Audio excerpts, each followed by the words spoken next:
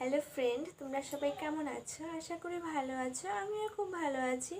তো আমার সকল ইউটিউব ফ্রেন্ডকে বলছি গুড ইভিনিং। তো একাই বসে আছি, তো একা একা বসে আছি, ভালো লাগছে না। ভাবলাম যে তোমাদের সাথে কিছু কথা শেয়ার করি, তাই না বলো?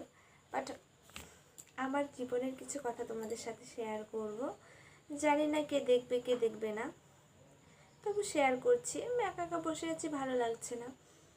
তো কি বলবো, তো শ্বশুরবাড়িতে যতই তুমি এটা সেটা করো না কেন, তবু দিন শেষে একটাই কথা শুনতে হয়, পাশের বাড়ির বউটা এটা করে ওটা করে, পাশের বাড়ির বৌদি এটা সেটা, পাশের বাড়ির বউ এটা ভালো, এগুলা কথাই শুনতে হয়। সেটা আমি কি তুমি কি সবাইকে একই প্রশ্নের মুখোমুখি হতে হয়।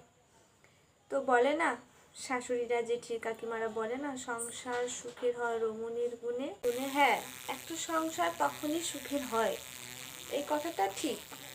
যখন কিনা তার স্বামী তার পাশে থাকে তখনই একটা সংসার সুখের হয়। তার শ্বশুর শাশুড়ি দেওর ননদ যতই না তার পাশে থাকুক, তাতে কিছু হয় না। যখন নাকি তার স্বামী তার একটা মেয়ের পাশে থাকে না, তখনই সংসার সুখের হয়। যখন তার স্বামী পাশে থাকে না, তুমি যতই চেষ্টা করো না কেন সংসার সুখের করা, কিন্তু কখনো একটা সংসার সুখের হবে না। বুঝতে পেরেছো? তো এটাই বললাম।